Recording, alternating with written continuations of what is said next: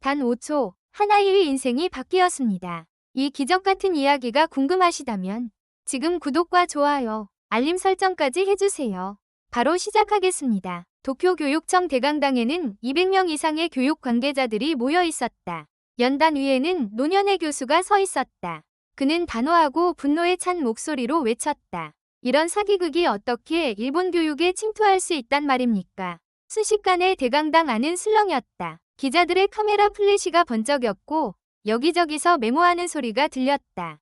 교육 관계자들은 웅성거리기 시작했다. 그 모든 시선이 향한 곳은 연단 한쪽에 홀로 서 있는 한 사람이었다.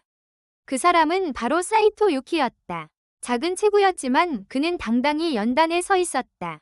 사이토 유키는 잠시 숨을 고르고 마이크 앞으로 한 발짝 다가섰다. 손에는 작은 리모컨이 들려 있었다.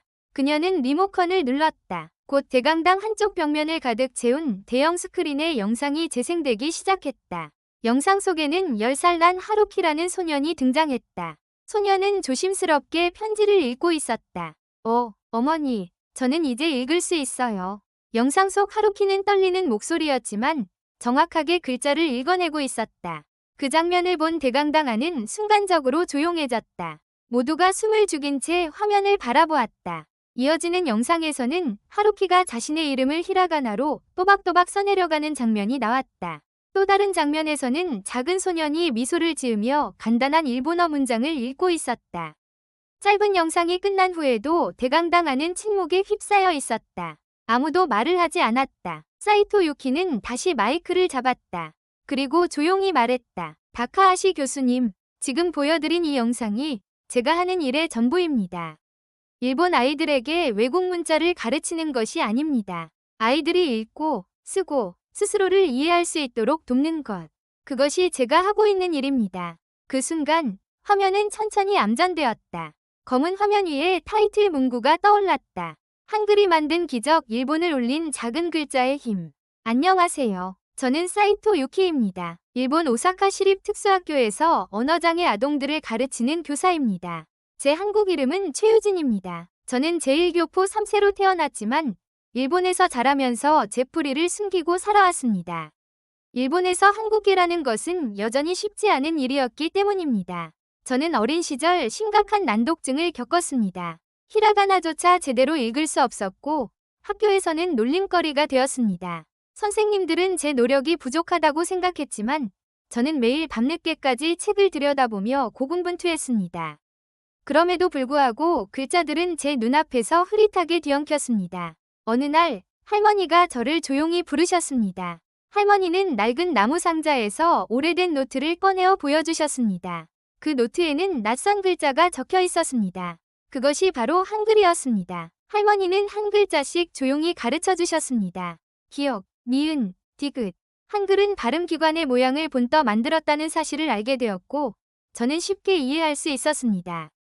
기역은 목구멍을 막는 혀의 모양, 니은은 혀가 입천장에 닿는 모양. 이 논리적인 구조 덕분에 저는 처음으로 글자라는 것을 이해하게 되었습니다. 할머니는 이것이 비밀이라고 하셨습니다. 일본에서는 한국계라는 것을 알리면 불이익을 받을 수 있기 때문이었습니다. 그 후 저는 한글로 일기를 쓰기 시작했고 놀랍게도 한글을 통해 일본어도 이해할 수 있게 되었습니다. 6개월 만에 일본어 교과서를 읽을 수 있게 되었고 난독증을 극복하게 되었습니다. 하지만 저는 그 사실을 아무에게도 말하지 않았습니다. 성인이 된 후 저는 특수교육을 전공했고 언어장애 아동들을 돕는 교사가 되었습니다. 그리고 3개월 전 하루키를 만나게 되었습니다. 하루키는 극심한 난독증을 가진 10살 소년이었습니다. 히라가나, 가타카나는 물론 한자도 전혀 읽지 못했고 여러 학교를 전전한 끝에 저희 학교로 오게 되었습니다. 그는 이미 스스로를 포기한 상태였고 자신이 바보라고 믿고 있었습니다. 첫 수업 시간, 하루키는 간단한 글자조차 알아보지 못했고 수업이 끝난 후 책상에 얼굴을 묻고 울었습니다. 그 모습을 보고 저는 제 어린 시절이 떠올랐습니다. 저 또한 같은 절망을 느꼈던 아이였기 때문입니다. 그날 밤, 저는 오래된 나무 상자를 꺼내어 할머니의 한글 노트를 다시 펼쳤습니다. 그리고 결심했습니다. 하루키에게 한글을 가르쳐 보겠다고. 다음 날 방과 후 하루키를 불러 조심스럽게 말했습니다. 오늘은 특별한 것을 배워보자. 아무에게도 말하면 안 돼. 우리만의 비밀이야. 화이트보드에 기역, 니은, 디귿을 쓰고 발음과 입모양을 설명했습니다. 놀랍게도 하루키는 5초 만에 기역을 이해했고 10분 만에 기본 자음과 모음을 익혔습니다. 30분 후 그는 자신의 손으로 가나다를 써내려갔습니다. 하루키의 얼굴에는 기쁨의 눈물이 맺혔습니다. 그날 이후 저는 하루키에게 한글을 이용해 일본어를 가르치기 시작했습니다. 한글로 일본어 단어를 표기하고 점차 히라가나와 연결하는 방법을 썼습니다. 하루키는 빠르게 발전했습니다. 일주일 만에 간단한 문장을 읽을 수 있게 되었고 2주 만에 자신의 이름을 히라가나로 쓸 수 있게 되었습니다. 하루키의 어머니 마리코 씨도 변화를 알아차렸습니다. 사이토 선생님, 하루키가 달라졌어요. 어제는 스스로 책을 읽으려고 했어요. 저는 구체적인 방법은 밝히지 않고 새로운 접근법을 사용하고 있다고만 설명했습니다. 하루키의 변화는 다른 교사들의 눈에도 띄었습니다. 같은 난독증 아동을 맡고 있던 동료 교사 미카는 저에게 비법을 물었습니다. 저는 조심스럽게 한글 기반 교육법에 대해 이야기했고 미카도 자신의 반 아이들에게 적용하기 시작했습니다. 결과는 놀라웠습니다. 대부분의 아이들이 한글을 통해 문자의 구조를 이해하기 시작했고 일본어 학습 속도가 눈에 띄게 빨라졌습니다. 한 달이 지나자 저희 반 아이들 사이에서는 비밀 한글 클럽이 생겼습니다. 쉬는 시간마다 아이들은 한글로 메모를 주고받으며 즐거워했습니다. 이전에는 글자를 두려워하던 아이들이 이제는 놀이처럼 문자를 다루게 된 것입니다. 하지만 위기는 곧 찾아왔습니다. 어느 날 니시무라 교장이 예고 없이 교실을 방문했습니다. 그때 저는 아이들과 함께 화이트보드에 한글을 쓰고 있었습니다. 교장의 얼굴은 굳어졌고 수업 후 사무실로 오라는 지시를 받았습니다. 교장실에서 니시무라 교장은 단도직입적으로 물었습니다. 사이토 선생, 일본 아이들에게 한국어를 가르치고 있습니까? 저는 침착하게 대답했습니다. 아닙니다. 한글을 교육 도구로 사용해 일본어를 더 잘 이해하도록 돕고 있을 뿐입니다. 저는 하루키를 비롯한 아이들의 변화 사례를 조심스럽게 설명했습니다. 그리고 제 개인적인 난독증 극복 경험도 털어놓았습니다. 니시무라 교장은 잠시 침묵하다가 책장에서 한 권의 책을 꺼냈습니다. 그것은 한국 시집이었습니다. 그는 조용히 말했습니다. 사실 나는 윤동주 시인을 좋아합니다. 당신의 방법이 효과가 있다면 조용히 계속하세요. 그로 인해 위기는 일단 넘겼지만 더 큰 시련이 다가오고 있었습니다. 2달 후 오사카 교육청 시찰단이 학교를 방문했습니다. 그 중에는 도쿄대학의 다카하시 교수도 포함되어 있었습니다. 다카하시 교수는 일본 전통교육의 수호자로 불리는 인물이었습니다. 그는 제 수업을 참관했고 아이들이 한글과 히라가나를 함께 사용하는 것을 보았습니다. 수업이 끝난 후 그는 격렬하게 반발했습니다. 일본 아이들에게 외국 문자를 가르치다니. 이것은 일본 문화의 정체성을 훼손하는 일입니다. 교육청은 추가 조사가 필요하다며 제 교육 방식을 중단하라는 지시를 내렸습니다. 저는 절망했습니다. 하루키와 아이들의 눈빛이 떠올랐습니다. 그 아이들이 다시 두려움에 빠질까봐 두려웠습니다. 그날 밤 하루키의 어머니가 제 집을 찾아왔습니다. 눈물로 가득한 얼굴로 말했습니다. 선생님, 하루키가 다시 책을 읽지 못하고 있어요. 제발 도와주세요. 저는 결심했습니다. 이제는 숨지 않고 이 방법을 세상에 알리기로. 시험 당일이 되었다. 도쿄교육청 대강당은 500석이 가득 찼다. 교육 관계자들, 언론 기자들, 학부모들까지 몰려 있었다. 무대 위에는 2개의 교실 세트가 나란히 설치되어 있었다. 왼쪽 교실은 다카하시 교수가 담당하는 전통 일본식 교육 공간이었다. 오른쪽 교실은 사이토 유키가 담당하는 한글 기반 교육 공간이었다. 각 교실에는 난독증 증상을 가진 5명의 학생이 배정되었다. 아이들은 모두 히라가나를 읽지 못하는 수준이었다. 시험의 규칙은 간단했다. 3시간 동안 각각의 방식으로 교육을 진행한 후 얼마나 많은 글자와 단어를 읽고 쓸 수 있는지 평가하는 것이었다. 시험이 시작되기 전 다카하시 교수가 마이크를 잡았다. 그는 단호한 어조로 말했다. 오늘 우리는 일본 전통 교육 방식의 우수성을 증명할 것입니다. 청중들 사이에서 박수 소리가 흘러나왔다. 다음으로 사이토 유키가 마이크를 잡았다. 조용하고 또렷한 목소리로 말했다. 저는 단 한 가지를 증명하고자 합니다. 아이들은 누구나 읽고 쓸 권리가 있으며 그 권리를 실현하기 위해 열린 마음으로 다양한 방법을 시도해야 한다는 것입니다.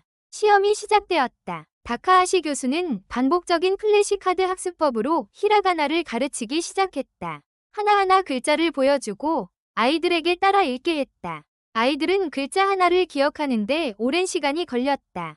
반면 사이토 유키는 아이들에게 한글의 기본 원리를 설명했다. 기역, 니은, 디귿, 발음기관의 모양을 본뜬 구조를 설명하자 아이들은 금세 이해하기 시작했다. 30분이 지나자 유키의 교실에서는 아이들이 자음과 모음을 스스로 조합해 글자를 만들기 시작했다. 한글을 통해 문자 시스템의 원리를 이해한 아이들은 놀라운 속도로 문장을 만들었다. 1시간 후 유키의 교실에서는 아이들이 간단한 단어를 읽고 썼다. 엄마, 학교, 책 같은 단어를 자유롭게 조합했다. 다카하시 교수의 교실에서는 여전히 아이들이 몇몇 히라가나 글자를 반복 학습하는 데 그쳤다. 몇몇 아이들은 글자를 외우지 못해 눈시울을 붉혔다. 2시간이 지나자 차이는 더욱 명확해졌다. 유키의 교실 아이들은 짧은 문장을 읽을 수 있게 되었고 다카하시 교수의 교실 아이들은 여전히 글자 인식에서 어려움을 겪고 있었다. 3시간이 지나 시험이 종료되었다. 독립적인 평가단이 아이들을 개별적으로 테스트했다. 테스트는 아이들에게 무작위로 글자와 단어를 읽고 쓰게 하는 방식이었다. 결과가 발표되었다. 사이토 유키 교실의 아이들은 평균 27개의 글자와 15개의 단어를 읽고 쓸 수 있게 되었다. 다카하시 교수 교실의 아이들은 평균 4개의 글자만 인식할 수 있었고 단어는 하나도 완성하지 못했다. 대강당하는 술렁이기 시작했다. 다카하시 교수는 마이크를 잡고 강하게 항의했다. 이건 조작입니다. 아이들에게 미리 학습을 시켰을 것입니다. 그의 항의에 청중들 사이에서도 웅성거림이 일었다. 바로 그때 대강당 뒤쪽에서 한 여성이 일어섰다. 그녀는 다카하시 교수의 아내였다. 옆에는 12살 된 딸 유미가 함께 있었다. 아내는 조용히 마이크를 요청했다. 저는 다카하시 교수의 아내입니다. 그리고 이 아이는 저희 딸 유미입니다. 청중은 조용해졌다. 그녀는 이어 말했다. 남편은 몰랐지만 저희 딸 유미도 심각한 난독증을 앓고 있었습니다. 남편은 이를 숨기고 있었고 전통적인 방법만 고집했습니다. 그녀는 유미를 앞으로 내세웠다. 유미는 작은 종이를 들고 있었다. 유미는 조심스럽게 마이크 앞에 서서 종이를 펼쳤다. 그리고 또박또박 읽기 시작했다. 아버지께 저는 이제 읽을 수 있어요. 사이토 선생님이 가르쳐주신 한글 덕분에 처음으로 글자가 무서운 괴물이 아니라는 것을 알게 되었어요.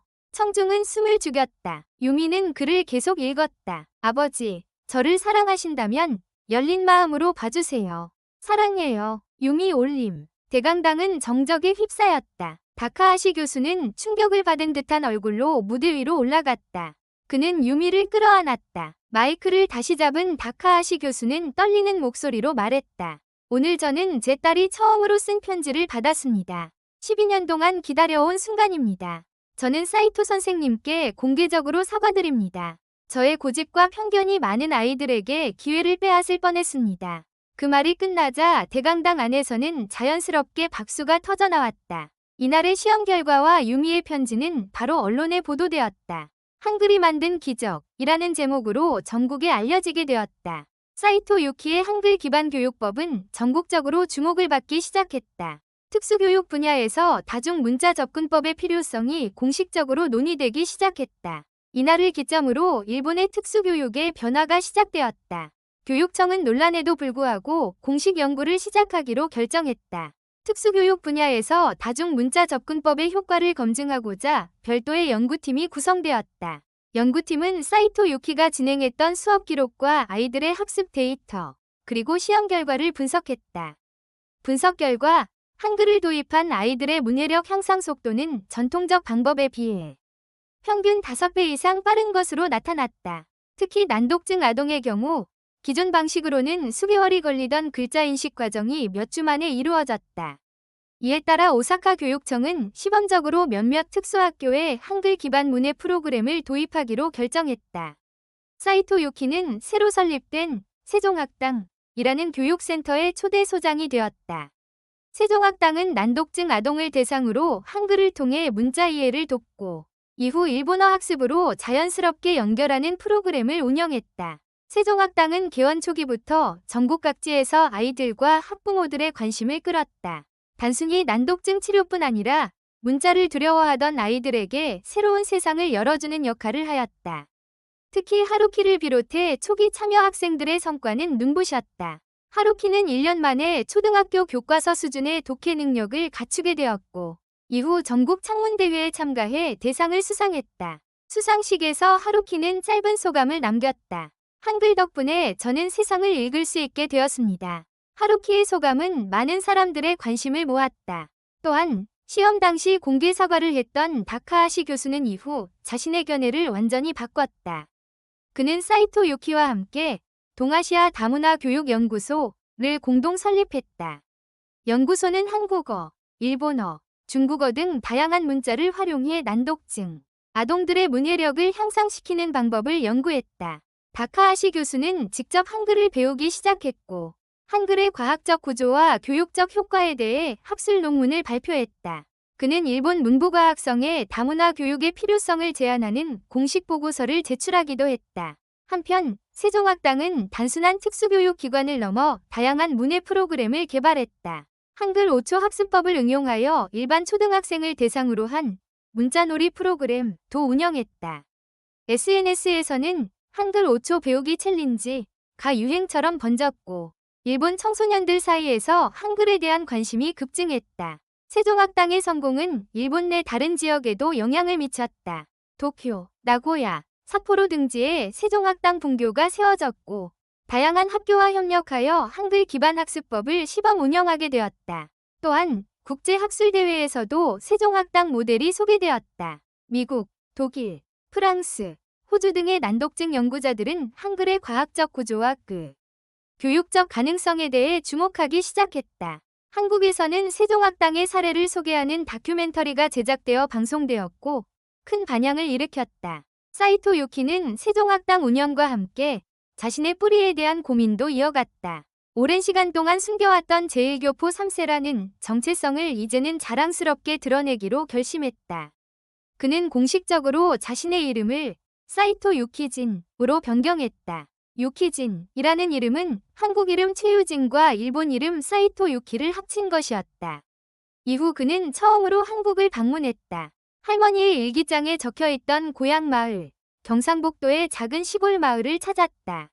그곳에서 할머니의 친척들을 만났다. 할머니의 오빠의 자손들이 여전히 그 마을에 살고 있었고 오랜 세월 끊겼던 가족의 인연이 이어졌다. 할머니의 친척들은 젊은 시절 할머니의 모습을 담은 오래된 사진을 보여주었다. 사진 속 할머니는 밝게 웃고 있었다. 사이토 유키지는 할머니의 고향 마을 뒷산에 작은 비석을 세웠다. 비석에는 다음과 같은 문구가 새겨졌다. 최순자, 그를 사랑한 사람, 그를 통해 자유를 꿈꾼 사람. 일본으로 돌아온 후 사이토 유키지는 세종학당 입구에 할머니의 사진을 걸었다. 사진 아래에는 다음과 같은 문구를 적었다. 누구나 읽을 수 있다는 것. 그것은 인간의 권리입니다. 세종학당은 매년 성장했고 전국 각지에서 수천 명의 아이들이 한글을 통해 읽고 쓰는 기쁨을 경험했다. 특히 난독증으로 절망했던 아이들이 한글을 통해 세상과 소통하는 기적은 끊임없이 이어졌다. 하루키는 중학생이 된 후 학교 신문 편집장이 되었고 유미는 독서 토론대회에서 우승을 차지했다. 둘 다 사이토 유키진 선생님을 존경하는 마음을 담아 훗날 교육자가 되겠다는 꿈을 키웠다. 어느덧 세종학당은 개원 3주년을 맞았다. 그날 세종학당 강당에는 100명 이상의 아이들과 학부모들이 모였다. 아이들은 각자 한글로 쓴 감사 편지를 들고 있었다. 모든 편지를 모아 읽은 사이토 유키지는 다음과 같은 말을 남겼다. 우리 아이들은 2개의 날개를 가졌습니다. 히라가나와 한글이라는 2개의 날개로 이제 더 높이 날 수 있습니다. 세종학당의 아이들은 글자의 두려움을 이겨냈고 세상을 읽을 수 있게 되었다. 그리고 그 중심에는 할머니가 남긴 한글과 작은 용기로 시작된 하나의 선택이 있었다. 지금까지 한글을 통해 난독증을 극복한 아이들과 작은 글자가 만든 기적의 이야기를 들려드렸습니다. 한글은 단순히 한국인의 문자에 그치지 않습니다. 과학적이고 논리적인 구조를 가진 한글은 세상의 누구에게나 새로운 가능성을 열어주는 열쇠가 될 수 있습니다. 일본의 작은 교실에서 시작된 이 변화는 이제 국경을 넘어 다양한 나라의 교육 현장에도 영향을 미치고 있습니다. 읽고 쓸 권리는 누구에게나 주어져야 합니다. 그 권리를 지켜주는데 한글이 작지만 강력한 역할을 하고 있습니다. 오늘 이야기처럼 한글을 통해 꿈을 찾은 아이들의 이야기는 앞으로도 계속될 것입니다. 더 많은 사람들에게 이 감동적인 변화를 전하고 싶습니다. 5070 인생학교에서는 앞으로도 한글이 만들어내는 또 다른 기적의 이야기, 그리고 세계 곳곳에서 벌어지는 특별한 한글 이야기를 전해드릴 예정입니다. 한글의 가치와 의미를 알리고 작은 변화가 모여 큰 기적이 되는 과정을 함께 지켜봐 주시기 바랍니다. 앞으로도 감동적인 스토리, 교육 혁신 사례, 세계 속 한글 이야기들을 꾸준히 소개할 예정입니다.